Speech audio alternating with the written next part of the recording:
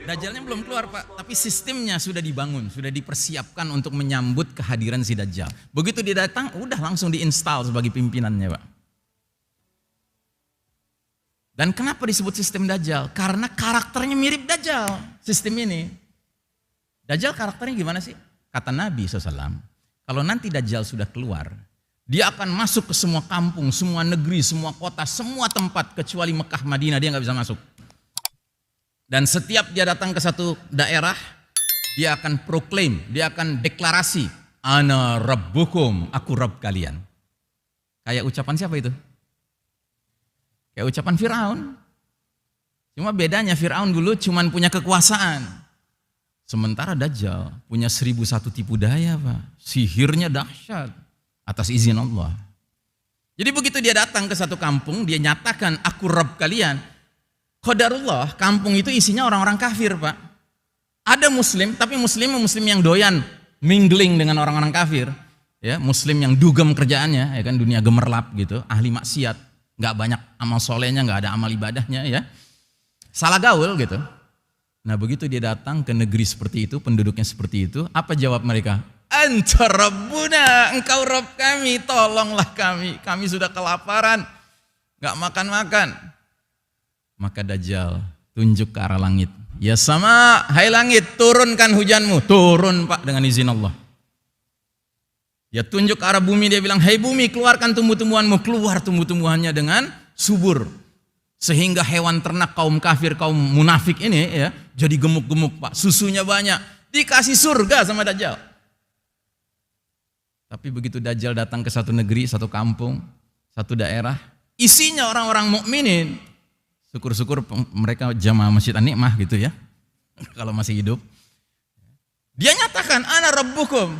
Nah orang-orang mukmin ini karena istiqamah, belajar tentang akhir zaman, belajar tentang hadis-hadis Nabi soal Dajjal, mereka langsung bilang, Rabbunallah, Anta al-Masihud Dajjal. Rabb kami Allah, kamu ini sang pendusta, juru selamat palsu, kamu ini Dajjal. Marah Dajjal, dia tunjuk ke arah langit, hai langit jangan turunkan hujan. Gak turun-turun hujan Pak, padahal sudah 3 tahun gak turun-turun. Hai bumi keluarkan tumbuh-tumbuhanmu. Enggak, hai bumi jangan keluarkan tumbuh-tumbuhanmu. Enggak keluar Pak. Padahal sudah lama enggak keluar. Sehingga hewan ternak kaum mukminin ini mati bergelimpangan. Dikasih neraka sama Dajjal. Itu karakter Dajjal begitu Pak. Karakter sistem Dajjal ya begitu. Siapa yang mau nurut sama sistem ini Pak? Oh dikasih dunia Pak. Dikasih surga. Siapa yang enggak mau nurut? Minimal dikasih nyanyian yang judul lagunya sama di mana-mana. Paling not baloknya, aransemennya beda-beda. Nama lagunya radikalis, teroris, ekstremis, ya, dan sejenisnya. Itu minimal. Masih ngeyel juga, oh likuidasi. Di-COVID-kan. Kalau zaman sekarang. Ya. Nah jadi Nabi Muhammad SAW kemudian melengkapi hadis tadi dengan lengkapnya sebagai berikut. Badiru bil a'mali fitanan ka qita'il lailil muslim yusbihur rajulu mu'minan wa yumsi kafiran wa yumsi mu'minan wa yusbihu kafiran yabi'u dinahu bi aradin minad dunya. Segeralah kalian beramal sebelum datangnya fitnah yang begitu banyak seperti malam yang gelap gulita. Jika era itu datang, fenomena yang menimpa umat Islam apa? Di pagi hari seseorang masih mukmin beriman, sore harinya jadi kafir. Sore hari masih beriman, mukmin, pagi harinya jadi kafir. Kenapa itu terjadi? Karena orang itu rela menjual dinnya, agamanya demi memperoleh barang kenikmatan dunia. Jadi jelas-jelas Nabi mengatakan ancamannya pagi beriman, sore kafir. Sore beriman, pagi kafir. Nabi tidak bilang pagi berbuat baik, sore berbuat jahat. Bukan Pak. Perbandingannya bukan antara baik dan jahat Pak. Antara masih beriman dan sudah menjadi kafir. Dengan kata lain, sedemikian masif dan destruktifnya badai fitnah yang ada, sehingga ancaman bagi umat Islam bukan terjerumus dalam dosa kecil, bahkan bukan dosa besar, melainkan dosa nawaqidul iman, pembatal iman. Inilah puncak kegelapan babak keempat ini Pak. Bahwasanya kita sekarang ditawarkan, dijebak dengan berbagai kemaksiatan yang kelasnya kelas membatalkan iman. Nauzubillahi min dzalik. Perlukah saya memberikan contoh pembatal iman Pak? Perlu tidak? Siap? Siap? Ya siap nggak siap deh, namanya ilmu ya kan. Saya kasih 2 contoh Pak. Contoh pertama pembatal iman, seorang mengaku muslim, tetapi dengan ringannya mengatakan semua agama sama, semua agama baik, semua agama benar. Ini kalimat yang kelasnya bukan kelas ringan, Pak. Ini kalimat berat di sisi Allah Ta'ala. Kenapa? Karena Allah Ta'ala tidak pernah mengatakan bahwasanya semua agama sama, semua agama baik, semua agama benar. Jelas tegas Allah nyatakan, silahkan dicatat dalilnya Ali Imran 19. Inna dina indallahil Islam. Sesungguhnya agama yang Allah ridhai di sisinya hanyalah Islam. Enggak puas, ada lagi Ali Imran 85. Wa may yabtaghi ghairal islami dinan falan yuqbala minhu wa huwa fil akhirati minal khasirin. Barang siapa mencari selain Islam sebagai jalan hidup, sebagai agama, sekali-kali enggak akan diterima darinya dan dia di akhirat termasuk orang yang merugi. Kurang jelas. Jelas sekali kan? Ada lagi satu dalil. Al-Hijr ayat 2. Rubama yawaddul ladzina kafaru law kanu muslimin. Nanti di akhirat seringkali orang-orang kafir itu berandai-andai sewaktu di dunia menjadi muslim. Artinya mereka menyesal salah pilih agama. Maka saudaraku, bersyukurlah kita menjadi muslim. Maka jadilah muslim yang benar, mukmin, muttaqin, mujahid fi sabilillah. Ya, karena ini amanah dari Allah Ta'ala. Enggak semua orang dapat kenikmatan ini. Contoh kedua, istihza'u biddin, mengolok-olok agama. Itu bukan perkara ringan, Pak. Itu perkara berat. Silakan catat dalilnya, At-Taubah ayat 65-66. Di ayat itu disebutkan, apakah dengan Allah, ayat-ayat Allah, Rasul Allah, agama Allah, kalian ingin mengolok-olok, bercanda, bergurau. Qad kafartum ba'da imanikum. Sungguh kamu sudah kafir setelah tadinya beriman. Langsung divonis sama Allah. Orang yang bergurau, mencandai agama, ya kan, itu bukan kelas ringan dosanya, Pak. Kelas berat. Oke. Nah, jadi saudaraku rahimakumullah, ini fitnah akhir zaman. Sekarang kita masuk kepada takwa. Kata Allah dalam surat Al-Anfal 29, takwa itu akan membuahkan sesuatu yang sangat penting dalam hidup kita. Ya ayyuhalladzina amanu in tattaqullaha yaj'al lakum furqana. Hai orang-orang beriman, jika kamu bertakwa kepada Allah, niscaya Allah akan berikan kepadamu furqan. Apa itu furqan? Kemampuan membedakan antara hak dan batil, antara halal dan haram, antara baik dan buruk, antara benar dan salah, antara sunnah Nabi dan bidah. Ya. Diberi kita kemudahan membedakannya. Karenanya tidak ada khotib Jumat boleh berkhotbah dan dianggap sah khotbahnya kalau tidak ada di dalam khotbahnya nasihat untuk bertakwa kepada jamaah. Wajib hukumnya dia mengingatkan jamaah untuk bertakwa. Kenapa? Karena dari takwa itulah orang-orang beriman yang sholat Jumat itu jadi ngerti di luar sholatnya nanti dia bisa membedakan ini benar, ini salah, ya ini baik, ini buruk, ya dan seterusnya. Terus kata Allah dalam surat Al-Maidah ayat 3, hari ini orang-orang kafir sudah putus asa mengalahkan agamamu, sebab itu jangan kamu takut pada mereka tapi takut padaku, kata Allah. Hari ini telah kusempurnakan agamamu untukmu, telah kucukupkan nikmatku bagimu, dan telah kuridhoi Islam sebagai agama bagi kalian. Masya Allah Ta'ala. Ini ayat turun menjelang wafatnya Nabi. Sehingga ketika Nabi menjelang wafat, Jazirah Arab itu sudah seluruhnya terwarnai oleh cahaya Islam. Tadinya tenggelam dalam jahiliyah, kegelapan jahiliyah. Sehingga bangunan Islam itu sudah lengkap, pilar-pilarnya kelihatan. Dan itu orang-orang kafir putus asa, Pak, mau mengalahkan Islam. Melihat bangunannya begitu megah, begitu cemerlang. Ya. Terus yang kedua, Islam ini nikmat yang tertinggi. Cukup dengan nikmat Islam ini. Jangan mengalahkan nikmat Islam dengan nikmat lain, Pak. Jangan menganggap nikmat sehat lebih penting daripada nikmat Islam. Jangan menganggap nikmat kaya lebih penting daripada nikmat Islam. Nikmat Islam itu nggak bisa disetarakan dengan apapun. Ini nikmat tertinggi, ini nikmat paling besar. Kita boleh sakit, kita boleh nggak kaya, tetapi yang penting kita jangan menjadi seorang bukan Muslim. Rugi kita. Terus yang ketiga, ya, Allah ridhai, Allah legalisir Islam ini sebagai jalan hidup bagi kita. Yang lain gak legalisir, Pak. Dan tolong diingat, kalau Allah melegalisir Islam, ya, belum tentu Allah melegalisir kita, Pak. Kita penganut Islam, tergantung kita komit apa enggak dengan Islam. Islamnya sudah dilegalisir. Makanya tadi mengatakan hanya Islam agama yang benar, itu kata Allah. Kitanya sebagai manusia muslim gak boleh jalan di tengah umat manusia yang aneka ragam agama membusungkan dada, gue benar sendiri gitu. Enggak boleh. Kenapa? Yang benar, yang gak punya cacat, gak punya kekurangan, yang sempurna itu Islamnya Pak. Bukan umat Islamnya, umat Islam gak sempurna Pak. Umat Islam kadang bisa benar, kadang bisa salah. Kadang bisa kuat imannya, kadang bisa lemah imannya. Makanya kata Allah, orang kafir putus asa mengalahkan Islam, bukan mengalahkan umat Islam Pak, tidak. Oh, mereka selalu punya semangat mengalahkan kita Pak. Tapi mengalahkan Islam mereka sudah nggak bisa. Mereka tahu Islam ini perfect ya, complete, comprehensive, lengkap ya, sempurna. Karenanya kata Allah, janganlah berislam tanggung-tanggung. Kata Allah, fa'aqim wajhaka lid-dini hanifa. Hadapkan wajahmu dengan fokus, dengan lurus kepada Islam ini. Jangan berislam tuh kayak ngelirik aja sama Islam, tidak. Pelototin Pak Islam itu, ambil seluruhnya. Jangan memperlakukan Islam kayak menu makanan gitu, mana yang suka diambil, yang nggak suka disingkirin. Enggak. Udkhulu fis-silmi kafah, masuk ke dalam Islam itu seluruhnya.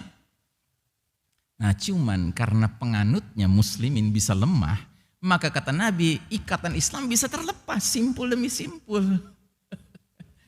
Sehingga kata Nabi dalam hadis ini, sungguh ikatan Islam akan terurai simpul demi simpul. Setiap satu simpul terurai, manusia bergelayutan pada simpul sisanya yang masih ada.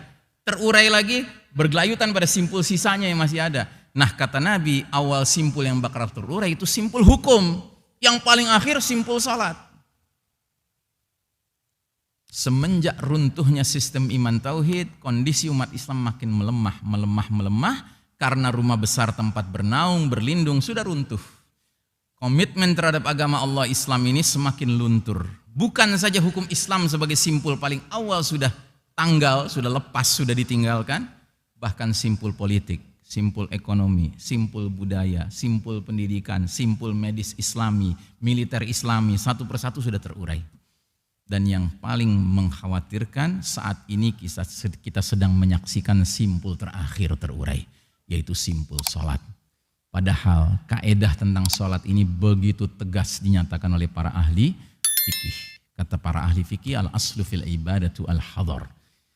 Hukum asal dalam urusan ibadah ritual seremonial yang mana sholat termasuk di dalamnya itu haram, terlarang. Jadi nggak ada ceritanya Pak, sholat itu boleh kita bikin gagasan baru gitu, bikin inovasi baru, kreasi baru, nggak boleh Pak. Dalilnya apa? Dalilnya ucapan Nabi langsung, sallu kama ra'aitumuni usolli, sholatlah kalian sebagaimana kalian lihat aku sholat. Nabi sholat wajib pernah nggak sendirian? Pernah nggak Nabi sholat wajib sendirian? Nggak pernah. Waktu Nabi diajarin sholat wajib ya kan oleh Jibril, Nabi berjamaah sama Jibril, diajarkan cara sholatnya ya kan. Tapi setelah itu Nabi sholat bersama para sahabat terus berjamaah. Yang berarti kalau kita mau sholat berjamaah nggak boleh enggak, harus kayak Nabi dan para sahabat. Sebab tidak ada yang namanya pintu inovasi kreativitas dalam urusan sholat ini. Yang ada adalah copy paste, begitu adanya begitu kita kerjakan. Makanya kata Nabi di hadapan para sahabat, jadi sahabat bilang, Rasul datang kepada kami menjelang sholat, bahu kami, dada kami dipegang, diusap. Janganlah berselisih dalam shaf sehingga berselisih hati kalian. Ingat, selisihnya shaf itu dua. Shafnya kagak lurus, shafnya kagak rapat. Itu dua makna selisih. Terus Nabi katakan dalam hadis yang lain, tegakkanlah shaf-shaf kalian, sejajarkan pundak-pundak kalian, tutup celah-celah di antara kalian. Jelas itu ucapan Nabi. Ingat ya Pak, saya nggak ngada-ngada Pak. Ini hadis ada, Anda bisa cari sendiri. Riwayat Imam Abu Daud 570 hadis sahih. Ini bukan ucapan Iksan Tanjung. Kalau ucapan saya Pak, Anda boleh tolak Pak. Tapi ini ucapan Nabi Muhammad SAW. Ucapan manusia yang sewaktu dikunjungi makamnya oleh Imam Syafi'i rahimahullah. Imam Syafi'i berdiri di atas makam Nabi, dia bilang gini, pendapat siapapun selain penghuni makam ini boleh kita terima, boleh kita tolak. Tapi kalau sudah penghuni makam ini yang berpendapat, wajib orang beriman menerimanya. Jadi kata Nabi, celah-celah itu nggak boleh ada. Jangan ada celah di antara kalian, tutup celah itu. Terus kata Nabi, lemah lembutlah terhadap tangan, kedua tangan saudara kalian. Jadi misalnya Anda di shaf kedua, Anda lihat shaf pertama ada celah nih, muat Anda di situ tapi agak sempit, masuklah dengan lemah lembut. Begitu maksud Nabi. Terus Nabi ulang lagi soal celah. Apa kata Nabi? Wala tazaru furujatin lisyaitan. Jangan kalian biarkan celah-celah itu untuk syaitan. Ini Nabi yang ngomong ya. Nabi bisa ngelihat tuh kalau ada celah itu syaitan di situ. Apa kita rela Pak sholat bareng syaitan? Apa kita rela? Sejujurnya Pak, saya setiap masuk ke satu masjid, kalau saya tahu di masjid itu distancing, justru di tempat yang kosong itu saya isi Pak. Karena saya nggak mau itu syaitan yang nyerobot di situ. Saya tutup itu. Nah, yang lebih mengerikan selanjutnya apa kata Nabi? Waman wasala saffan wasalahullah, waman qata'a saffan qata'ahullah. Barang siapa menyambung saf, Allah sambung dia. Barang siapa memutus saf, Allah putus dia. Urusan rahmat ini Pak. Apa enggak takut kita? Karenanya Nabi sampai bertanya dalam hadis yang lain, kenapa sih kalian tidak bersaf berbaris seperti para malaikat bersaf di depan Allah, di hadapan Rabb mereka? Para sahabat lagi-lagi bingung, enggak pernah lihat malaikat. Mereka bertanya, bagaimana ya Rasulullah para malaikat berbaris di sisi Allah Ta'ala? Dijelaskan, mereka menyempurnakan saf awal, jadi berebut di saf awal, dan mereka menempel, merapatkan diri dalam safnya. Jadi dengan kata lain, Nabi itu bangga kalau melihat umat Islam, sholat berjamaahnya itu kayak para malaikat, itu bangga itu Nabi. Dan kalau Nabi bangga dengan itu, kita pun harus bangga dengan itu. Dan kita harus merasa khawatir kalau ini mau dirubah, mau diacak-acak. Harus. Apapun alasannya Pak. Apa ya kita masih suuzon sama Nabi, bahwa Nabi menyampaikan hal-hal ini bisa mencelakakan kita? Apa nggak lebih pantas kita suuzon sama pihak yang selalu mengatakan, ya bahwa kalau Anda nggak pakai masker Anda bakal sakit, kalau Anda nggak distancing Anda bakal sakit. Ya, apa nggak lebih pantas kepada mereka kita suuzon? Mereka siapa? Kan tadi saya sudah jelaskan, mereka cuma ngerti perkara dunia saja, soal akhirat mereka nggak ngerti Pak. Sedangkan kita hidup bukan untuk dunia, kita hidup untuk akhirat Pak. Dan ingat, masjid tempat paling bersih di muka bumi hari ini. Mal yang katanya setiap hari dipel itu Pak, orang pergi ke mal boleh pakai sepatu, boleh pakai sendal. Tapi ke masjid nggak ada yang boleh pakai sepatu, sendal. Umat Islam yang rajin sholat nggak usah diajarin cuci tangan Pak, rajin wudhu. Ya, kalau mereka yang kafir, mereka yang maksiat, yang nggak doyan sholat, ya memang perlu diingatkan cuci tangan. Kalau kita mah nggak usah diingatkan. Jadi saudaraku rahimakumullah, sampai detik ini nggak ada yang namanya klaster masjid, nggak ada Pak, nggak ada klaster masjid. Kalaupun ada orang di masjid, pengurus masjid sakit kena COVID gitu kan, itu bukan berarti pasti di masjid dia kenanya. Malah lebih besar kemungkinan dia kenanya di luar. Kenapa mesti masjid yang dikorbankan? Maka pertanyaannya, kenapa kok menjadi mirip yang kiri sama yang kanan nih?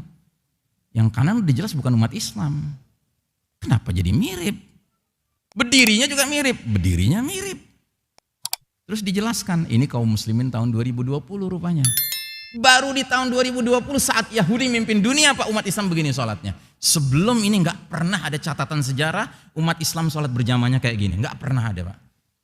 Memangnya dulu nggak ada taun, nggak ada wabah. Oh, wabah dulu lebih mengerikan dari kita sekarang Pak. Anda tahu dalam catatan sejarah dunia Islam tentang taun, orang kena penyakit paginya kulitnya tuh kelihatan gitu ya, bintil-bintil, sorenya langsung meninggal Pak. Sedangkan sekarang orang divonis PCR swab positif, belum tentu dia meninggal hari itu juga. Malah statistiknya yang meninggal se-dunia maupun se-nasional negeri masing-masing, ya, dari 100% yang kena positif COVID, itu 3% yang meninggal Pak. Anda tahu penyakit TBC Pak? Penyakit TBC 100% orang kena TBC, 67% yang meninggal Pak. Jadi ibaratnya 3 orang kena TBC, 2 meninggal Pak.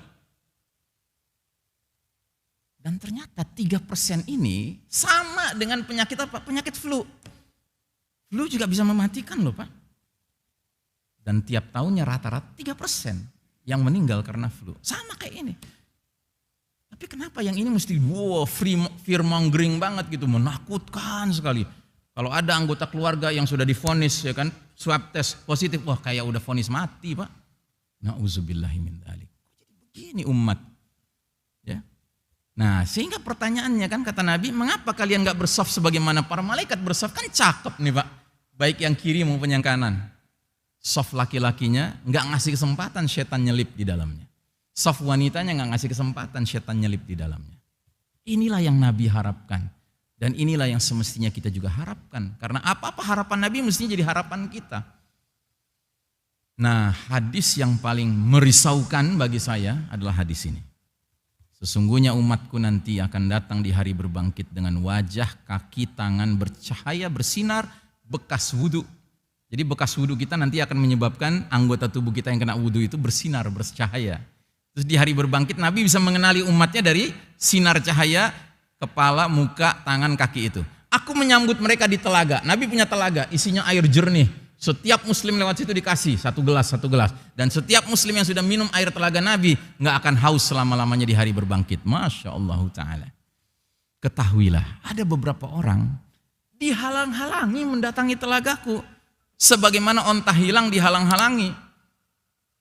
Nabi panggil mereka, sini, kemari. Karena apa? Kelihatan wajahnya bercahaya, tangannya bercahaya, kakinya bercahaya. Tanda dia dulu berwudu di dunia, bahkan sholat di dunia. Dihalau. Akhirnya yang menghalau malaikat itu menjelaskan, sesungguhnya mereka telah mengganti ajaranmu setelah engkau ya Muhammad.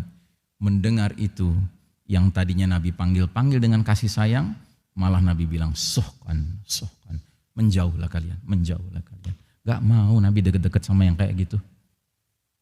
Mau kita Pak dibegitukan nanti di hari berbangkit? Jelas tidak mau Pak. Pak Cabiru ya ulil absar, ambillah pelajaran wahai orang-orang yang berakal. Ya. Nah yang tidak kalah mengerikannya, Allah jelaskan siapa itu musuh kita di muka bumi ini dari kalangan manusia.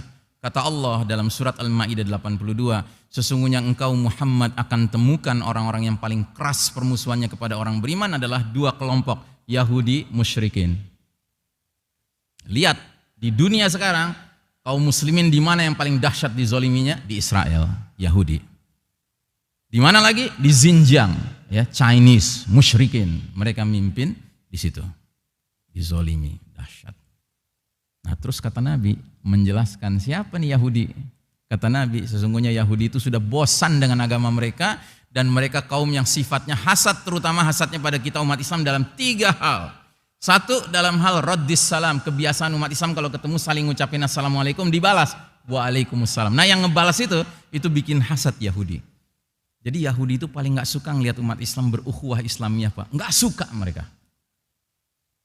Makanya umat Islam saling bersedekah, nggak suka mereka. Dan sedekah yang paling gratis apa? Senyum. Tabassamuka fi wajhi akhika sedekah kata Nabi. Senyummu pada saudaramu itu sedekah. Makanya mereka wajibkan kita tutup mulut. Jadi nggak kelihatan tuh sedekah kita. Dan karenanya sekarang kalau saya masuk ke toko yang ada tulisan wajib pakai masker, saya pakai Pak masker. Begitu di kasir, saya udah bayar, saya bilang, Pak saya lagi senyum nih Pak. Nah gitu, ya kan? Karena saya pengen bagi sedekah. Dia nggak bisa lihat, ya udah jelasin aja.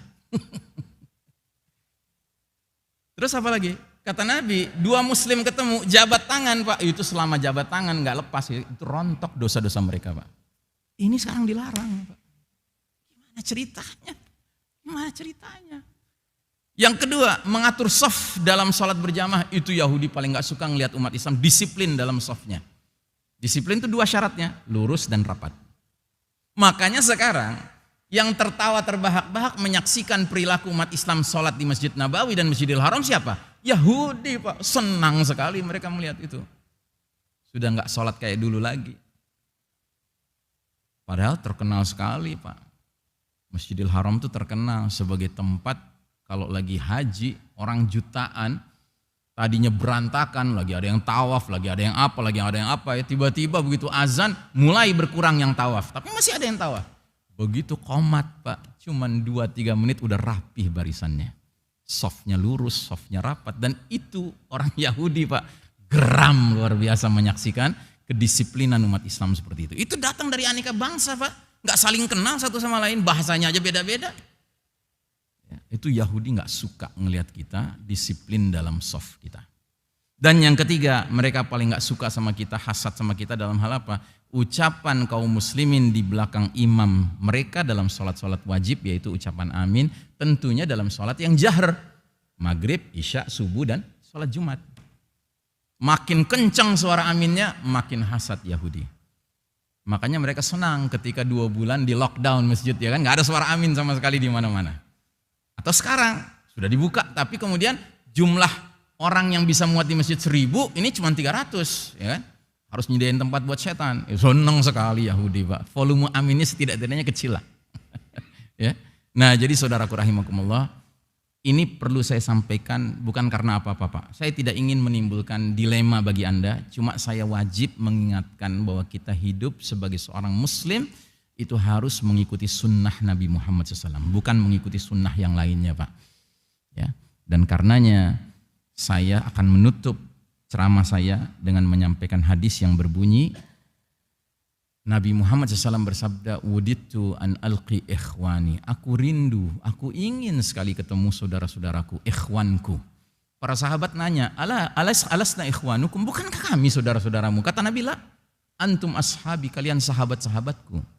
Saudara-saudaraku adalah mereka yang datang di belakang hari nanti, gak jumpa dengan aku, tapi mereka mencintai, mentaati aku sebagaimana kalian mencintai dan mentaati aku. Mereka akan hidup dalam ayyamus sabr, hari-hari yang menuntut kesabaran. Jika mereka dalam hari-hari itu menjalankan satu saja amal kebaikan yang sesuai sunnahku, maka nilai amalnya seperti amal 50 orang. Terus sahabat nanya, ya Rasulullah, 50 orang di kalangan mereka apa di kalangan kami? Bahkan di kalangan kalian. Masya Allah. Mau gak kita beramal yang sesuai sunnah Nabi ketika dunia mentertawakan sunnah Nabi, ya, yang berakibat kita akan dapat pahala seperti 50 sahabat yang mengerjakannya? Pasti mau, Pak. Mudah-mudahan apa yang saya sampaikan menjadi ilmu bermanfaat dunia akhirat untuk kita bersama, dan mudah-mudahan Allah berikan kita solusi-solusi atas kerumitan hidup di era penuh fitnah di akhir zaman ini. Dan sebelum saya tutup, saya mengajak saudara sekalian untuk mendalami ilmu akhir zaman dengan membaca buku-buku yang saya rekomendasikan. Di antaranya ada buku Ensiklopedia Akhir Zaman, ini karya seorang ulama dari Palestina namanya Syekh Mubayyad. Ini buku sangat saya anjurkan, ya. Terus ada buku Negeri-Negeri Akhir Zaman, ada buku 400 Hadis Akhir Zaman, Misteri Dajjal Akhir Zaman, dan buku Kita Berada di Akhir Zaman. Buku-buku ini bisa Anda pesan lewat WhatsApp, SMS di nomor yang tertera di situ, atau bisa Anda dapatkan di luar dalam jumlah yang nggak terlalu banyak, ya. Nanti dibuka gerai kecil di luar, ya. Demikianlah, saya mohon maaf kalau apa yang saya sampaikan ada yang dirasa kurang tepat, karena itu kelemahan saya, ya, manusia pasti ada khilafnya.